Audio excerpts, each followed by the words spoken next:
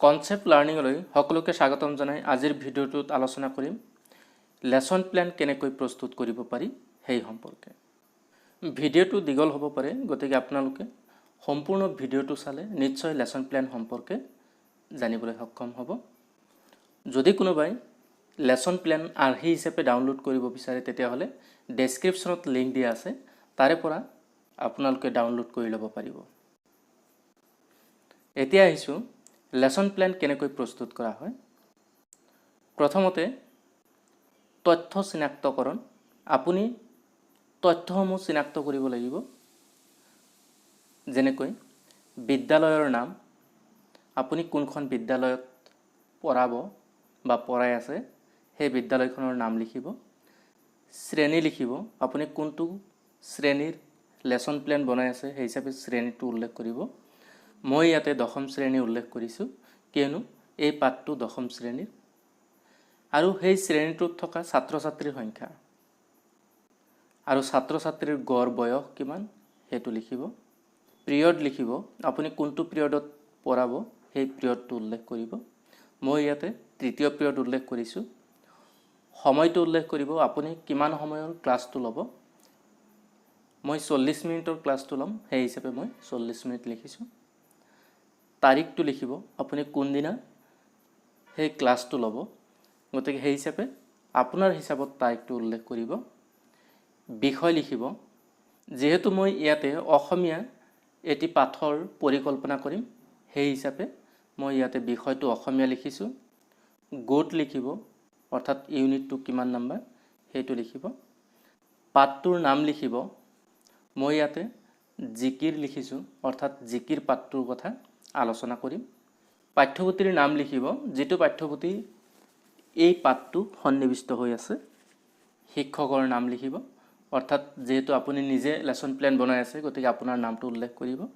আপোনাৰ roll number লিখিব আৰু শিক্ষাবৰ্ষটো উল্লেখ কৰিব। আপুনি যদি বিএডৰ ট্ৰেইনিং কোৰ্চ কৰি আছে তেতিয়াহ'লে আপোনাৰ ৰোল নাম্বাৰটো লিখিব আৰু আপোনাৰ শিক্ষাবৰ্ষটো উল্লেখ কৰিব। নাইবা আপুনি যদি মাষ্টাৰ ডিগ্ৰী বা হয়তো কোনো ডিগ্ৰীত যদি এই লেসন প্ল্যান জমা দিব লাগে তেতিয়াহ'লে আপোনাৰ ৰোল নাম্বাৰ আৰু শিক্ষাবৰ্ষটো উল্লেখ কৰিব লাগিব। কিন্তু এজন শিক্ষাগুৰু হিচাপে আপুনি ৰোল নাম্বাৰ বা শিক্ষাবৰ্ষটো উল্লেখ কৰিব নালাগে। এইখিনি আছিল তথ্য চিনাক্তকৰণ। খ নম্বৰত উল্লেখ কৰিব সাধাৰণ উদ্দেশ্য। আপুনি লেসন প্ল্যানটো কিয় প্ৰস্তুত কৰিব তাৰ কিছুমান উদ্দেশ্য আছে, সেই উদ্দেশ্যসমূহ ইয়াতে উল্লেখ কৰিব। মই ইয়াতে উল্লেখ কৰিছোঁ 1 নম্বৰত মাতৃভাষাৰ প্ৰতি ছাত্ৰ ছাত্ৰী আগ্ৰহী কৰি তোলা। দ্বিতীয়তে উল্লেখ কৰিছোঁ ছাত্ৰ ছাত্ৰীৰ কথন আৰু শ্ৰৱণৰ কৌশল আয়ত্ত কৰোৱা। তৃতীয়তে উল্লেখ কৰিছোঁ ছাত্ৰ ছাত্ৰীসকলৰ পঠনৰ কৌশল আয়ত্ত কৰোৱা। 4 নম্বৰত উল্লেখ কৰিছোঁ অসমীয়া ভাষাৰ শব্দৰ ভঁৰাল চহকী কৰোৱা। 5 নম্বৰত উল্লেখ কৰিছোঁ মৌলিক চিন্তাধাৰা আৰু কল্পনাৰ শক্তিৰ বিকাশ সাধন কৰোৱা। 6 নম্বৰত উল্লেখ কৰিছোঁ কবিতা আবৃত্তি, ভংগী, ধ্বনি, ছন্দৰ সহায়ত ছাত্ৰ ছাত্ৰীক জ্ঞান দিয়াৰ লগতে কবিতাৰ সৌন্দৰ্যবোধ জগাই তোলা। 7 নম্বৰত উল্লেখ কৰিছোঁ পদ্য পঢ়ি তাৰ অৰ্থ বুজাত সহায় কৰা আৰু কবিতাৰ ভাৱ অনুযায়ী নিজৰ ভাষাত প্ৰকাশ কৰিবলৈ শিকোৱা। এইখিনি মই সাধাৰণ উদ্দেশ্যত উল্লেখ কৰিছোঁ। গতিকে আপুনি যিটো পাঠ পৰিকল্পনা কৰিব তাৰ কাৰণে আপুনি সাধাৰণ উদ্দেশ্য নিজৰ হিচাপত উল্লেখ কৰিব বা লিখি ল'ব। গ নম্বৰত উল্লেখ কৰিছোঁ শিক্ষণীয় সঁজুলি। ইয়াতে দুটা ভাগত ভাগ কৰি লৈছোঁ। 1 নম্বৰত সাধাৰণ উপকৰণ। শ্ৰেণী কাৰ্যত ব্যৱহৃত হোৱা সাধাৰণ উপকৰণ যেনে খৰি মাটি, পাঠ্যপুথি, কৃষ্ণফলক, নিৰ্দেশক মাৰি।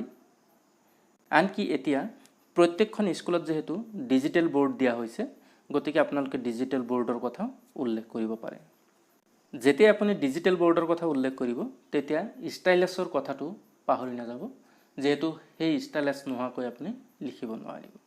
বিশেষ উপকৰণত উল্লেখ কৰিব গড়গাঁও কীৰ্তিচিহ্নৰ ছবি এখন, অৰ্থাৎ এই ছবিৰ জৰিয়তে পাঠটো বুজোৱা হ'ব। ঘ নম্বৰত উল্লেখ কৰিছোঁ শিক্ষণ পদ্ধতি। শিক্ষণ পদ্ধতিত উল্লেখ কৰিছোঁ বৰ্ণনা, ব্যাখ্যা আৰু প্ৰশ্ন উত্তৰ পদ্ধতি। এই পদ্ধতিকেইটা ব্যৱহাৰ কৰি পেলাই শ্ৰেণীটো লোৱা হ'ব। গতিকে আপুনি কোনটো পদ্ধতি ব্যৱহাৰ কৰিব সেই পদ্ধতিটো নিজৰ হিচাপত উল্লেখ কৰিব। ইয়াৰ পিছৰ স্তৰটো হৈছে আৰম্ভণি। আৰম্ভণিত উল্লেখ কৰিব পূৰ্ব জ্ঞান অনুমেয়, শিক্ষকৰ কাৰ্যাৱলী, ছাত্ৰ ছাত্ৰীৰ কাৰ্যাৱলী। পাঠটো পঢ়োৱাৰ আগতে আপুনি আগৰ পাঠটোত কি পঢ়াইছিলে, কেনেকুৱা ধৰণে পঢ়াইছিলে, সেই আগৰ পাঠটোৰ পূৰ্ব ধাৰণা এটা দিব। শিক্ষকৰ কাৰ্যাৱলীত উল্লেখ কৰিব শিক্ষকে আনন্দমনে শ্ৰেণীকক্ষত প্ৰৱেশ কৰি প্ৰয়োজন সাপেক্ষে পাঠদানৰ অনুকূল বাতাবৰণ সৃষ্টি কৰি পূৰ্ব জ্ঞানৰ আধাৰত আলোচনা কৰি প্ৰয়োজন সাপেক্ষে তলত দিয়া প্ৰশ্নসমূহ অৱতাৰণা কৰি মনোযোগ আকৰ্ষণ কৰিব। গতিকে কিবা এটা পাঠ পঢ়োৱাৰ আগতে আপুনি কিছুমান প্ৰশ্ন সুধি পেলাই ছাত্ৰ ছাত্ৰীৰ মনোযোগ আকৰ্ষণ কৰিব পাৰে। এতিয়া ছাত্ৰ ছাত্ৰীৰ কাৰ্যাৱলীত উল্লেখ কৰিব ছাত্ৰ ছাত্ৰীসকলে শ্ৰেণীকোঠাৰ নিয়ম মানি শিক্ষকে সোধা প্ৰশ্নৰ উত্তৰ দিবলৈ চেষ্টা কৰিব। আপুনি যি প্ৰশ্ন সুধিছিল তাৰ উত্তৰ দিয়াৰ কাৰণে ছাত্ৰ ছাত্ৰীসকলে চেষ্টা কৰিব আৰু সেয়ে আকাংক্ষিত উত্তৰসমূহ এনেকৈ লিখি ল'ব। আপোনাৰ প্ৰত্যেকটো প্ৰশ্নৰ এগেইনষ্টত আপোনাৰ উত্তৰসমূহ লিখি ল'ব। তাৰ পিছত উল্লেখ কৰিব পাঠ ঘোষণা।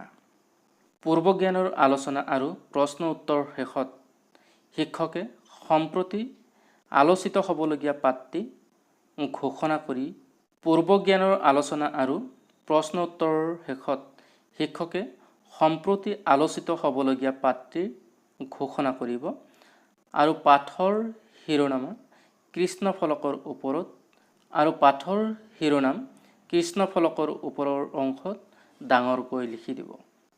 আৰু ছাত্ৰ ছাত্ৰীৰ কাৰ্যাৱলী হৈছে ছাত্ৰ ছাত্ৰীসকলে নিজৰ নিজৰ টোকা বহীত পাঠটোৰ নাম লিখি ল'ব। এতিয়া পিছৰ স্তৰটো হ'ব উপস্থাপন।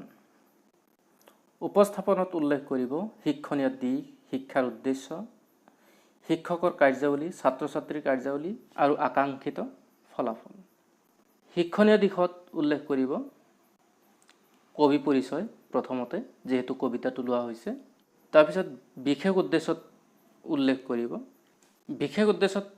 কৰিব ছাত্ৰ ছাত্ৰীসকলে শিক্ষকৰ পৰা কবি পৰিচয় সম্পৰ্কে কিছু কথা জানিব আৰু অধিক জনাৰ বাবে আগ্ৰহী হ'ব।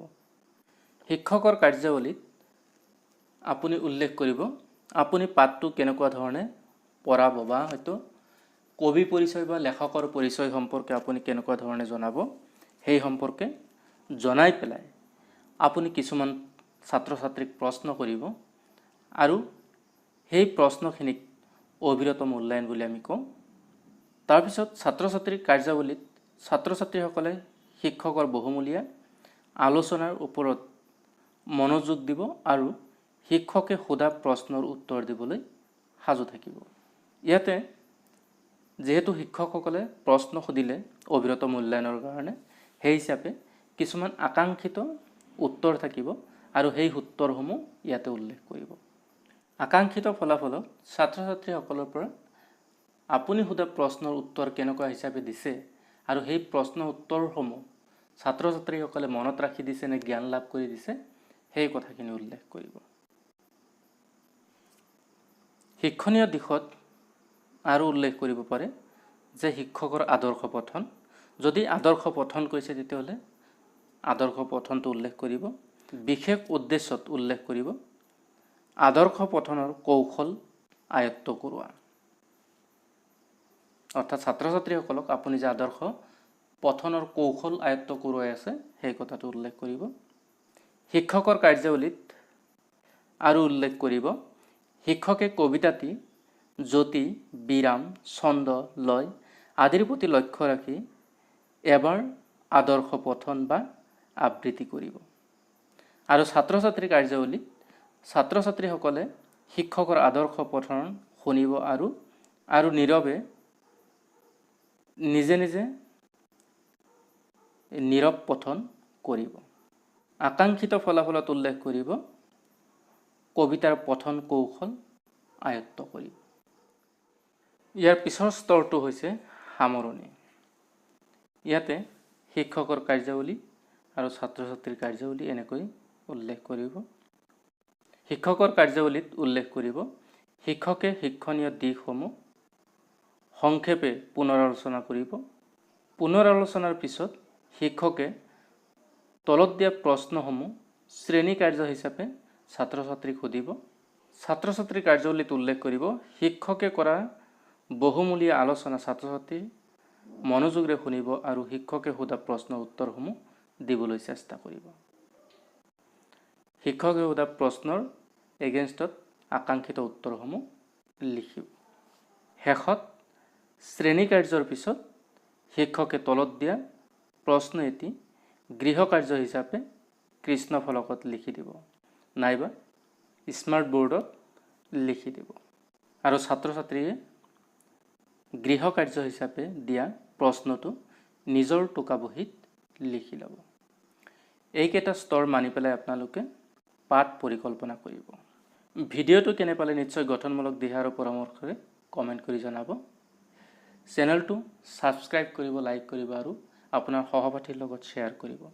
আপোনালোকে যিটো বিষয়ৰ যিটো পাঠৰ ওপৰত লেচন প্লেন লাগে বা পাঠ পৰিকল্পনা লাগে আপোনালোকে কমেণ্ট কৰি জনাব পাৰে। আজিলৈ সামৰিছোঁ। ধন্যবাদ।